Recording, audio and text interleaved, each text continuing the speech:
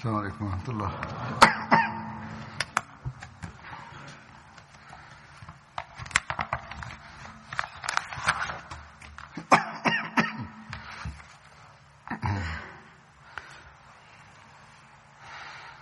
أشهد أن لا إله إلا الله وحده لا شريك له وأشهد أن محمدا عبده ورسوله أما بعد فأعوذ بالله من الشيطان الرجيم بسم الله الرحمن الرحيم الحمد لله رب العالمين الرحمن الرحيم مالك يوم الدين إياك نعبد وإياك نستعين اهدنا الصراط المستقيم صراط الذين أنعمت عليهم غير المغضوب عليهم ولا الضالين.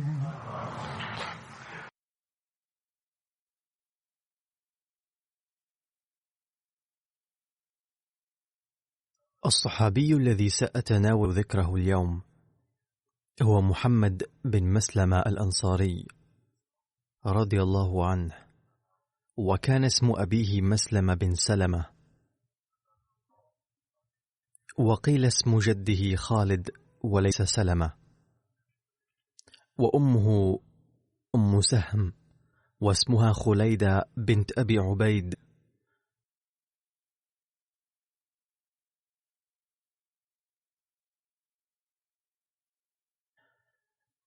كان الأنصاري من بني الأوس الذين كانوا حلفاء بني عبد الأشهل، كنيته أبو عبد الله، وقيل أبو عبد الرحمن أو أبو سعيد، وعند ابن الحجر الأصح هو أبو عبد الله، وبحسب قوله ولد قبل البعثة ب22 سنة، وهو ممن سمي في الجاهلية محمدا.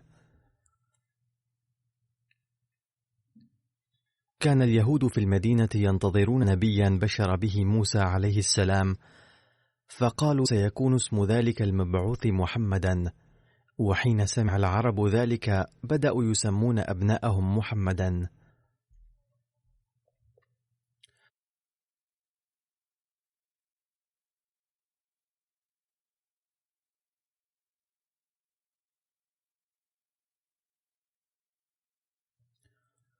ولقد وردت في كتب السيرة أسماء هؤلاء الذين سموا محمدا تفاؤلا، وهم من 3 إلى 15 شخصا. أورد العلامة السهيلي شارح سيرة ابن هشام 3 أسماء: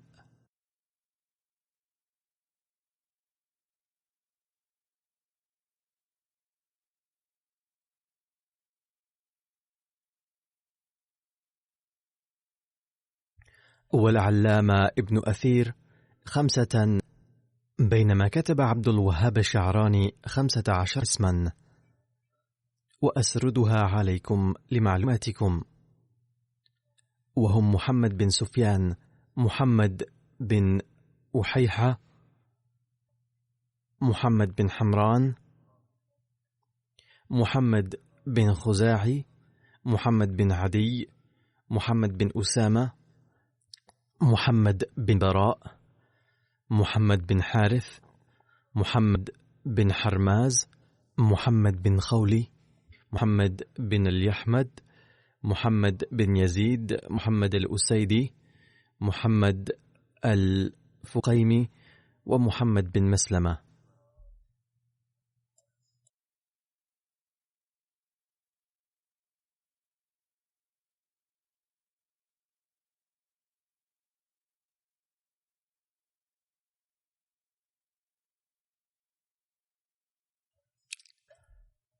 أسلم قديما على يدي مصعب بن عمير، قبل سعد بن معاذ. وحين جاء أبو عبيدة بن الجراح مهاجرا إلى المدينة، آخى رسول الله صلى الله عليه وسلم بينه وبين محمد بن مسلمة.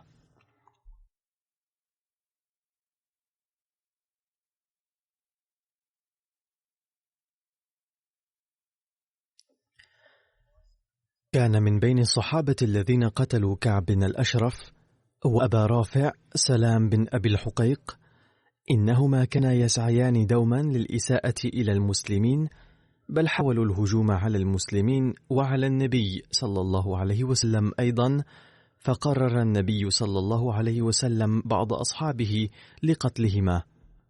ولاه النبي صلى الله عليه وسلم على المدينة عند خروجه لبعض غزوات. وأبناء محمد بن مسلمة جعفر وعبد الله وسعد وعبد الرحمن وعمر يحسبون من صحابة الرسول صلى الله عليه وسلم.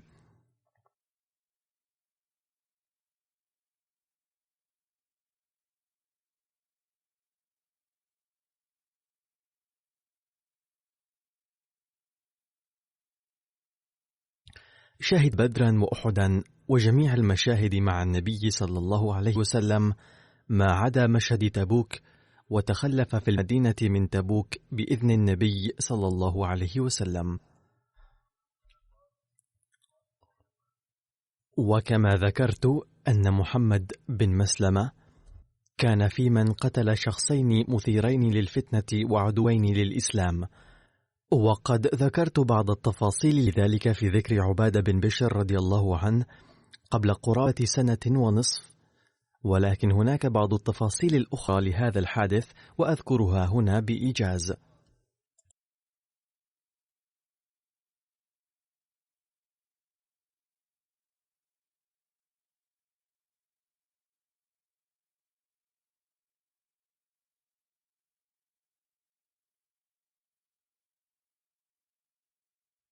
كتب ميرزا بشير أحمد رضي الله عنه في كتابه سيرة خاتم النبيين أن مشهد بدر كان قد كشف عن عداء اليهود القلبي في المدينة، وازدادوا عداء وشرا وفتنة، وقتل كعب بن الأشرف أيضا حلقة من ذلك.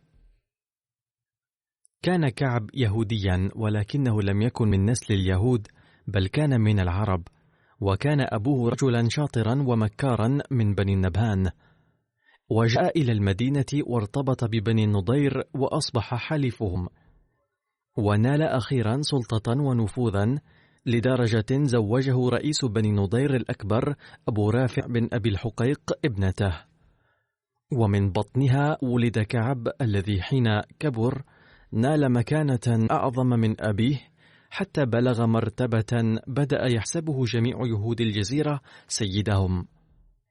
كان من حيث الأخلاق سيئا للغاية، وكان بارعا في حياكة المكائد السرية والمؤامرات، ولم تكن حتى رائحة الحسن اقتربت منه، وكان قد بلغ منتهاه في السيئات وإثارة الفتنة والفساد.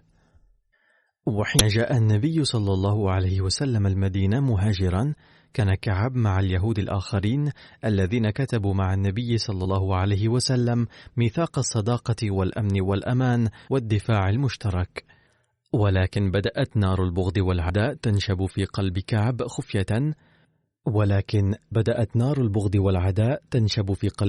خفية، وبدأ يخالف الإسلام ومؤسسه بالمكائد السرية والمؤامرات الخفية، واشتد عداؤه وازداد معارضة وفتنة يوما فيوما، حتى سلك بعد بدر مسلكا كان ملؤه الفساد والفتنة، أدى إلى ظروف خطيرة للمسلمين.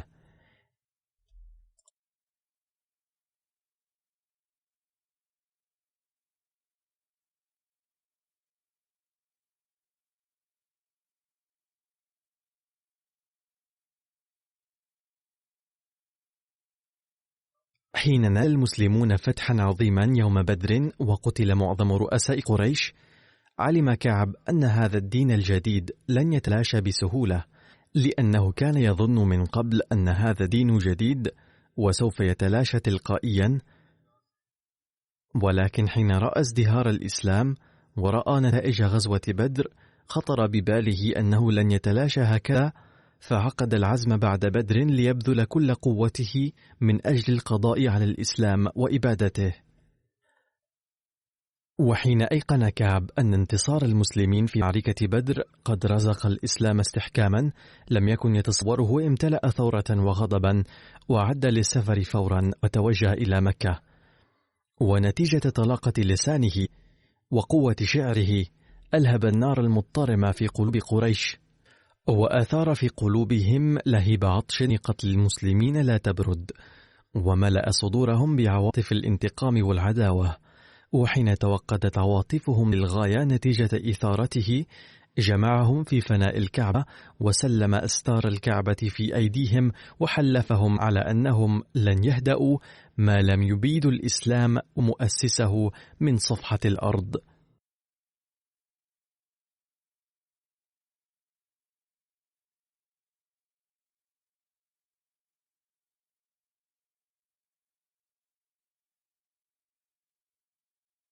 وبعد ذلك توجه ذلك الشقي إلى قبائل العرب الأخرى، وذهب من قبيلة إلى أخرى وأثارهم ضد المسلمين، ثم عاد إلى المدينة وشبب بالنساء المسلمات، وذكر في أبياته المثيرة النساء المسلمات بأسلوب بذيء وفاحش، حتى لم يترك نساء بيت النبي صلى الله عليه وسلم إلا وذكرهن في أبياته الواهية، وشهر أبياته في البلاد.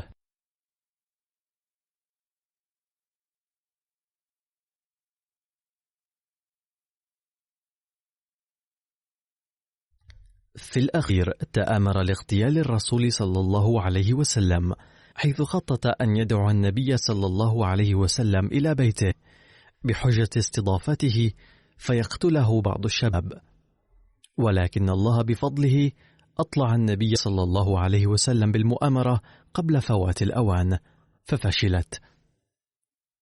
فلما بلغ الأمر هذا الحد وثبتت جرائم كعب من نقض عهد وتمرد وإثارة حرب وفتنة وتشبيب ومؤامرة للقتل، أصدر النبي صلى الله عليه وسلم قراره بأن كعب الأشرف يستوجب القتل على تصرفاته المجرمة هذه، وذلك بصفته كرئيس وحاكم أعلى للحكومة الديمقراطية القائمة نتيجة المعاهدة التي تمت بين مختلف شعوب المدينة بعد هجرته إليها.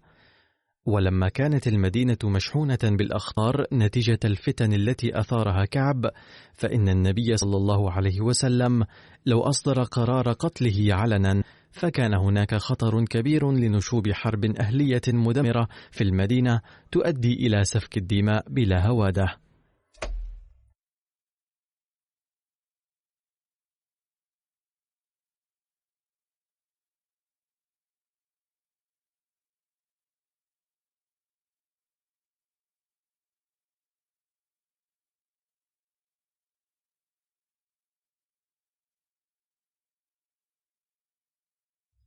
وكان النبي صلى الله عليه وسلم يريد بأية تضحية ممكنة ألا تراق دماء أقوام المدينة، فأمر علنا بل يجب أن يذهب إليه نفر من المسلمين سرا ويقتلوه. وعهد النبي صلى الله عليه وسلم هذه المهمة إلى صحابي مخلص من قبيلة الأوس محمد بن مسلمة، وأوصاه أن يستشير سعد بن معاذ رئيس الأوس قبل اتخاذ أي أسلوب لقتل كعب.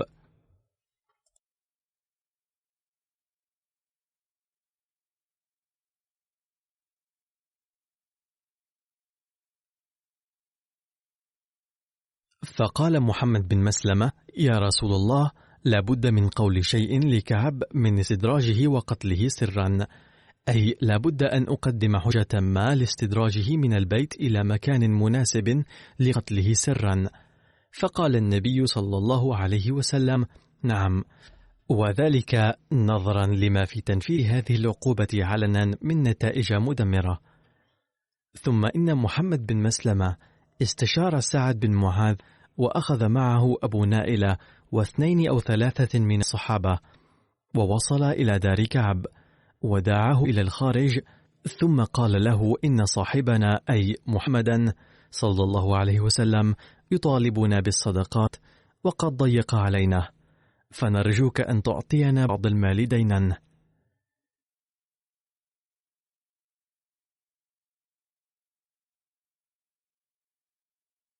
فقفز كعب فرحا بسماع ذلك وقال: والله ليس ببعيد ذلك اليوم الذي تملون فيه صاحبكم وتخذلونه. قال محمد بن مسلمة: دعك من هذا، لأننا قد دخلنا في طاعته وأخبرنا عما أتيناك من أجله، فهل ستعطينا بعض المال قرضا أم لا؟ فقال كعب: نعم، ولكن لا بد من رهن. قال محمد: ماذا تريد؟ فقال ذلك الشقي: ارهنوني نساءكم. فقال محمد كاظما غيظه: كيف نترك نساءنا رهائن عند شخص مثلك ليعيرنا بعد ذلك العرب كلهم؟ فخذ سلاحنا إن أردت. فرضي كعب بذلك، ورجع محمد بن مسلمة وأصحابه بعد أن وعدوه بأنهم سيرجعون بالسلاح ليلا.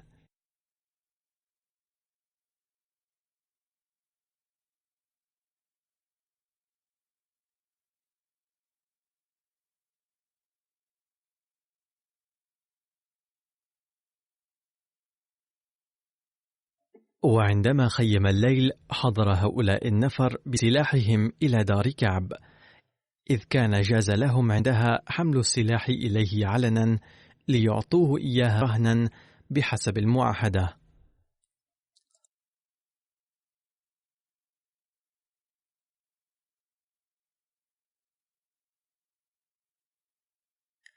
فاستدرجوا كعبا من داره وأخذوه جانبا، ثم بينما هم يمشون وضع محمد بن مسلمة أو أحد أصحابه يده على رأس كعب، ثم أمسك بشعر رأسه بسرعة وقوة وقال لأصحابه: اقتلوه.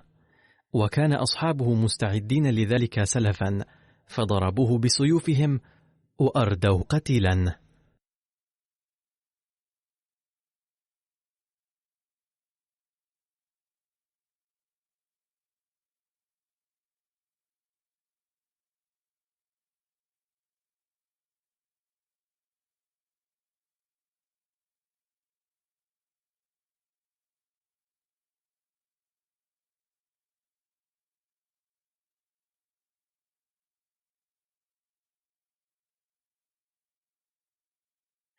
ثم غادر محمد بن مسلمة وأصحابه المكان مسرعين إلى عند النبي صلى الله عليه وسلم وأخبروه بقتل كعب.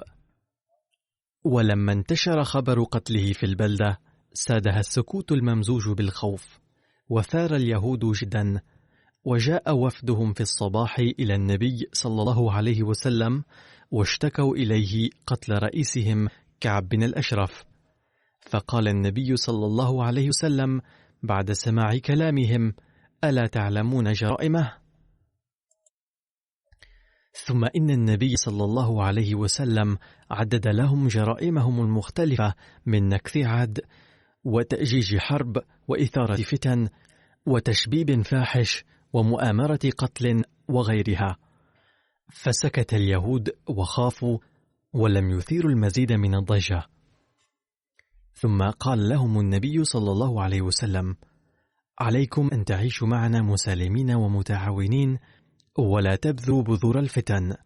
فرضي اليهود بقول النبي صلى الله عليه وسلم، وعقدت معهم معاهدة جديدة وعدوا فيها من جديد بالتعايش السلمي متجنبين الفتنة والفساد. فلو لم يكن كعب مجرما لما عقد اليهود معاهدة جديدة بهذه السهولة ولما سكتوا على قتله.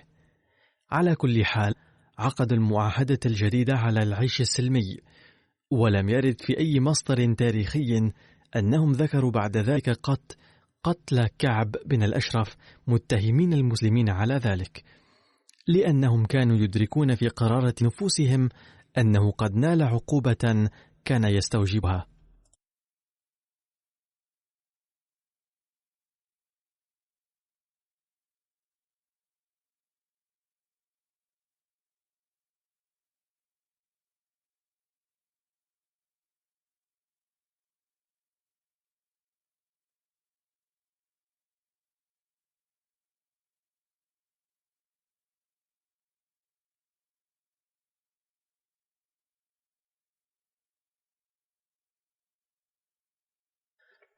لقد كتب بعض المؤرخين الغربيين كثيرا حول اغتيال كعب بن الأشرف، مثيرين المطاعن الكثيرة ومعتبرين قتله وصمة عار في جبين النبي صلى الله عليه وسلم.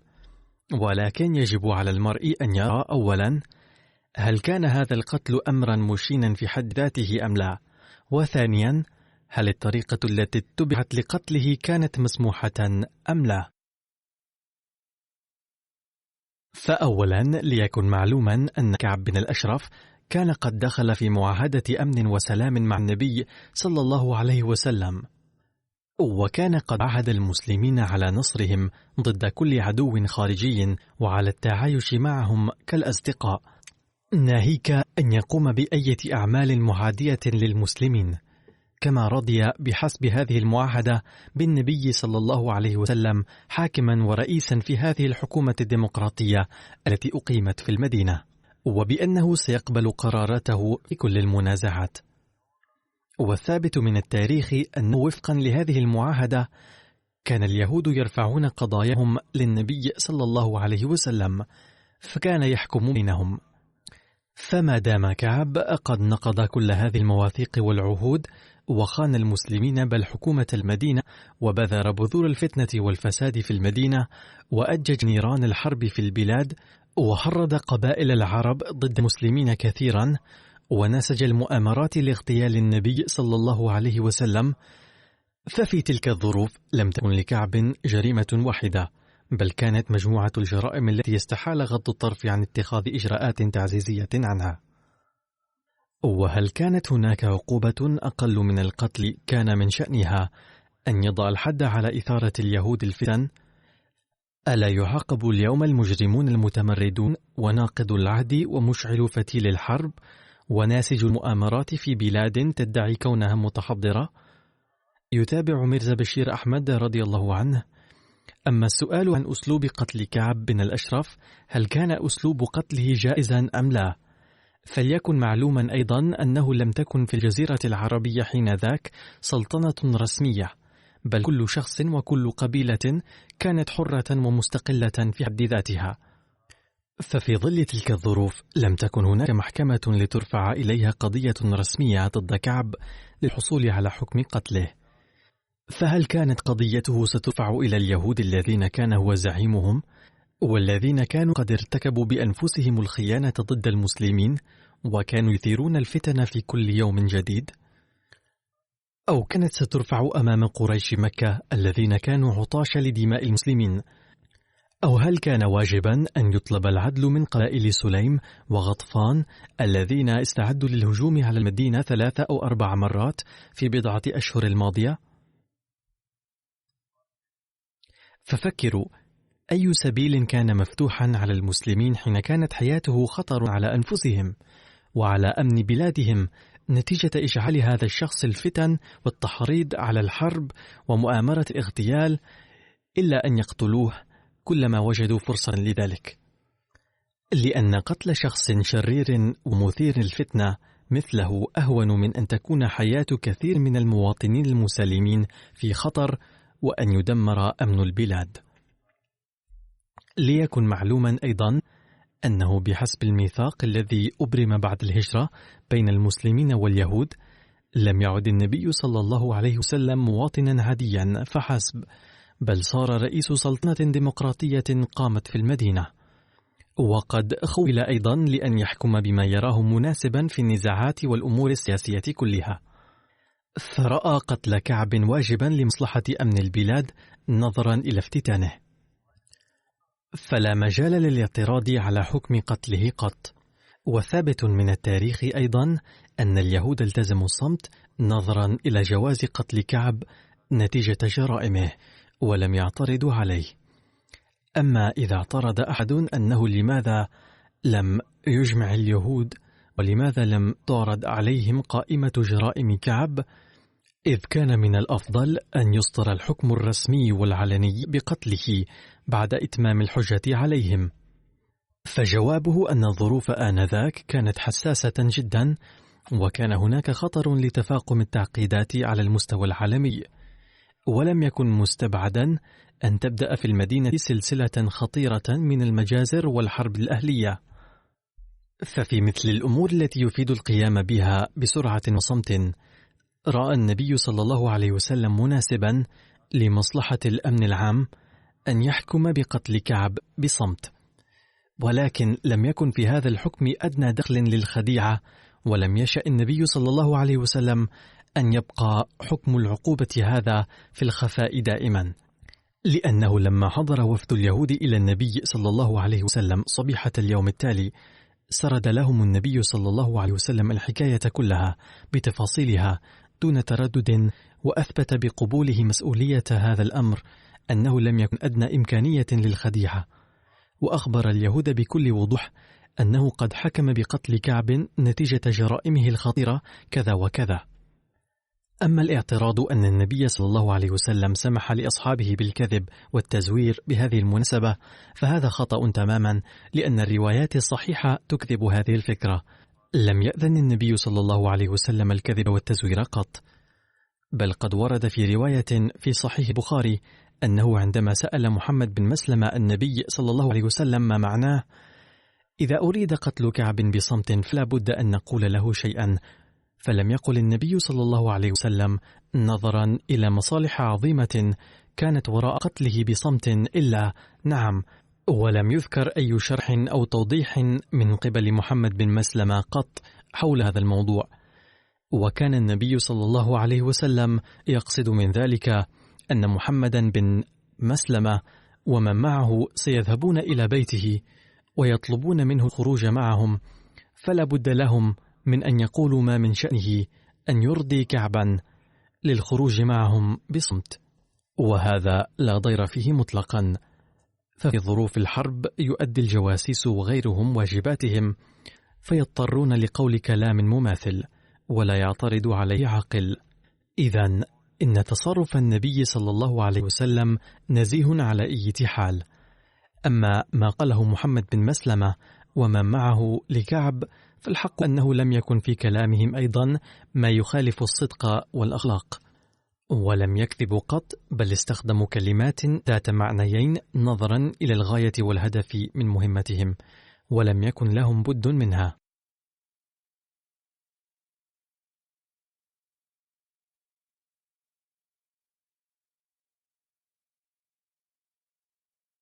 وليس محل اعتراض أبدا عند عاقل وأمين أن يقول أحد بمقتضى هدف نبيل وحسن كلاما بسيطا وصحيحا بشيء من الانحراف الخفي. إضافة إلى ذلك، فقد أثار البعض اعتراضا أنه هل الكذب والخداع جائز في الحرب؟ فقد ورد في بعض الروايات أن النبي صلى الله عليه وسلم كان يقول: الحرب خدعة، أي الحرب خديعة بحد ذاتها. ويستنتجون من قوله صلى الله عليه وسلم هذا أن النبي قد أذن الخداع في الحرب، بينما ليس معنى التعبير الحرب خدعة أن الخداع في الحرب جائز، بل المعنى حصرا هو أن الحرب خديعة بحد ذاتها، أي لا يمكن التنبؤ جزما بنتيجتها. فهناك أمور كثيرة يمكن أن تؤثر على نتائجها.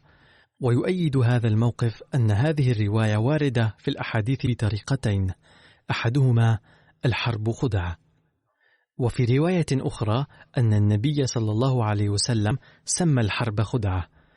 وبربط الروايتين نتوصل إلى النتيجة أنه صلى الله عليه وسلم لم يكن يقصد أن الخداع في الحرب جائز، بل كان مراده أن الحرب بحد ذاتها خداع.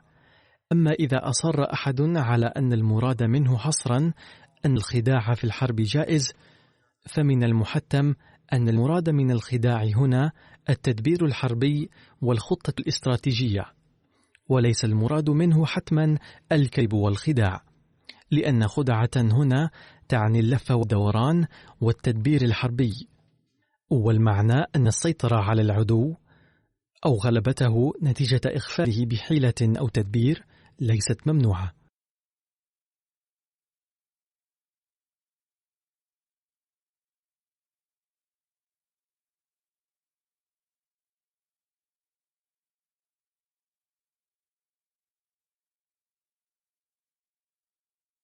فلهذا التدبير أشكال مختلفة. فمثلا الثابت من روايات صحيحة أن النبي صلى الله عليه وسلم عندما كان يخرج لمهمة ما لم يكن يصرح بمحطته الأخيرة عادة، وأحيانا إذا كان يقصد الوصول إلى الجنوب يتوجه أولا إلى الشمال، ثم بعد قطع مسافة يدور إلى الجنوب. أو إذا كان سأل أحد من أين أتيت ذكر له المحطة القريبة أو البعيدة بدلا من التصريح باسم مدينة. أو اتخذ تدبيرا حربيا آخر من هذا القبيل. أو كما ورد في القرآن الكريم إشارة إلى أن الصحابة أحيانا في الحرب كانوا يتخلفون عن ميدان الحرب ليغفل عنهم العدو، ثم حين غفل وتشتت صفوفه أعادوا الكرة فجأة. فكل هذه الأفعال من الخدعة التي سمح بها في الحرب، وإلى الآن هذا يباح به. أما توظيف الكذب والغدر وغيرهما فقد نهى عن ذلك الإسلام بشدة متناهية. فكان النبي صلى الله عليه وسلم عموما يقول إن الكبائر الإشراك بالله وحقوق الوالدين وقول الزور، كما كان يقول يمكن أن يجتمع الإيمان والجبن، لكن لا يمكن أن يجتمع الإيمان والكذب.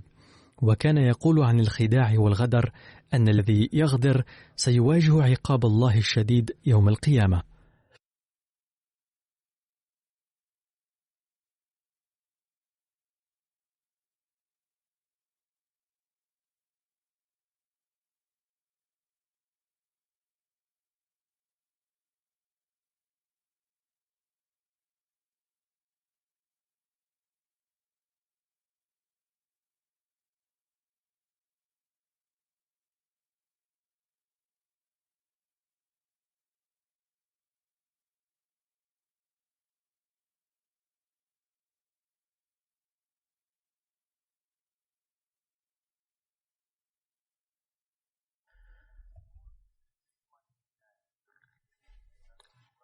باختصار، الخدعة التي سمح بها في الحرب ليست خداعا حقيقيا أو كذبا، بل المراد منها الخطط للحرب التي تتخذ لإغفال العدو أو إحراز الغلبة عليه، وهي في الظاهر تعد شبيهة بالكذب والخداع، لكنها ليست من الكذب في الحقيقة. يقول ميرزا بشير أحمد رضي الله عنه إن الحديث التالي يصدق تأويل هذا، والحديث أن أم كلثوم بنت عقبة قالت: ما سمعت رسول الله صلى الله عليه وسلم يرخص في شيء إلا في 3 ليست في الحقيقة كذبا ويمكن أن يعدها الناس كذبا خطأ، وهي الحرب، وأن يصلح الرجل بين الناس، وأن يحدث الرجل امرأته، والمرأة تحدث زوجها إرضاء وإفراحا. ينبغي أن تكون النية والأهداف أيضا حسنة في كل حال.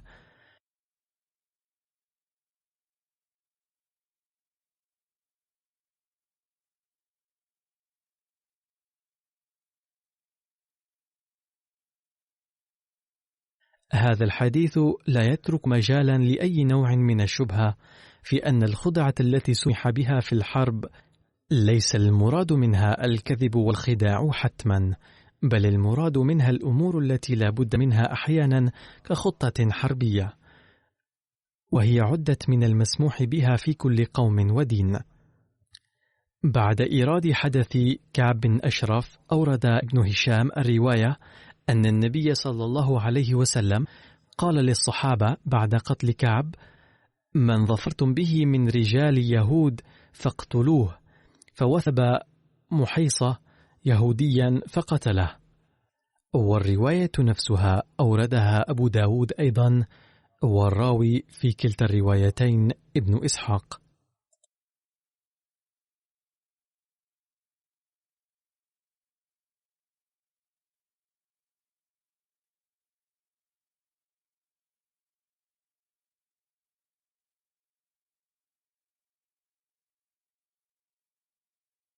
يقول ميرزا بشير أحمد المحترم إن هذه الرواية ضعيفة وغير جديرة بالثقة من حيث الرواية، إذ لم يقل النبي صلى الله عليه وسلم ذلك قط، لأن ابن هشام قد كتبها بغير أي سند.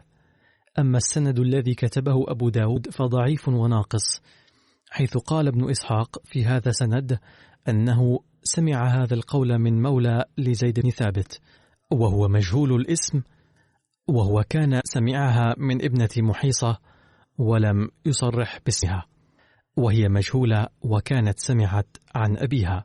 والآن يمكن أن يفهم كل إنسان أن الرواية التي اثنان من رواتها مجهول الاسم والحال لا تجدر القبول في حال من الأحوال.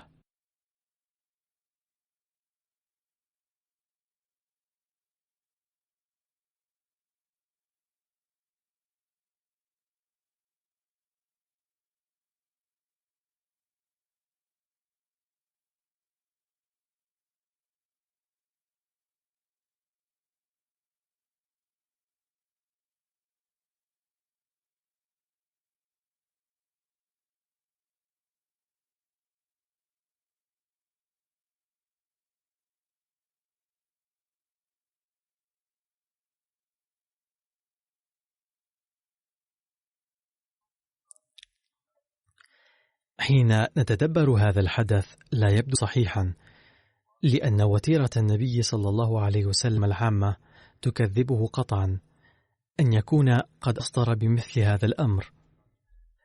إضافة إلى ذلك، لو كان الحكم عاما لقتل الكثير حتما نتيجة له، بينما ورد في الروايات قتل شخص واحد، مما يثبت أن الحكم لم يمكن عاما. ثم ما دام ثبت من الروايات الصحيحة الأخرى أن النبي صلى الله عليه وسلم عقد عهدا جديدا مع اليهود في اليوم التالي، لذا في هذه الحال لا يجدر القبول أن وجود هذا العهد أصدر هذا الحكم. ولو كان شيء من هذا القبيل لأثار اليهود ضجة حتما، لكنه لا يتبين من أي رواية من التاريخ أن اليهود رفعوا أي شكوى من هذا النوع.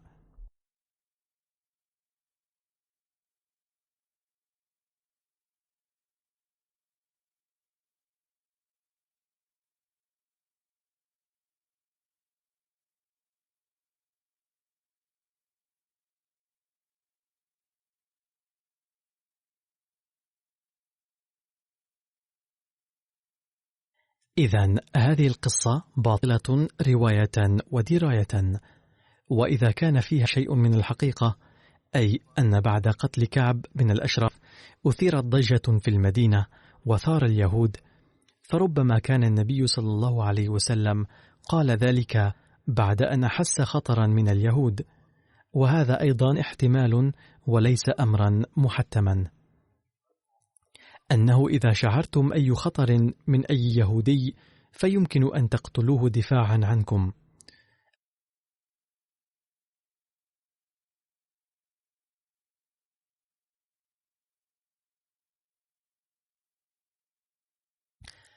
لكن يبدو أن هذا الوضع دام سويعات، لأنه بعد ذلك كتب عهد جديد في اليوم التالي واستتب الأمن. ثم يقول ميرزا بشير أحمد المحترم: هناك اختلاف في تاريخ قتل كعب بن الأشرف، حيث ذكر ابن سعد أنه حدث في ربيع أول من العام الثالث للهجرة، أما ابن هشام فذكره بعد سرية زيد بن الحارثة التي من المسلم أنها كانت في جماد الآخرة، وأنها اتبعت ترتيب ابن هشام. باختصار، هناك حدث أو اثنان آخران سأتناولهما مستقبلا إن شاء الله.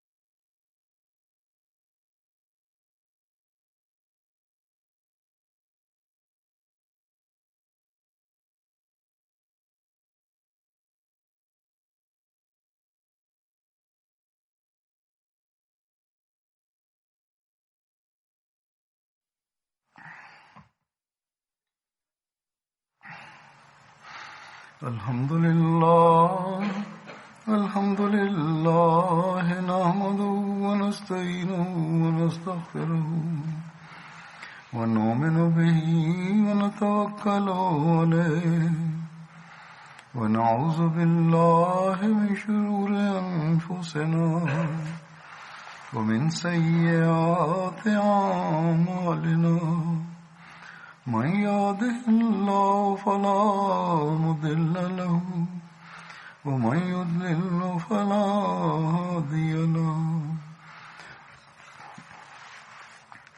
ونشهد أن لا إله إلا الله ونشهد أن محمدا عبده ورسوله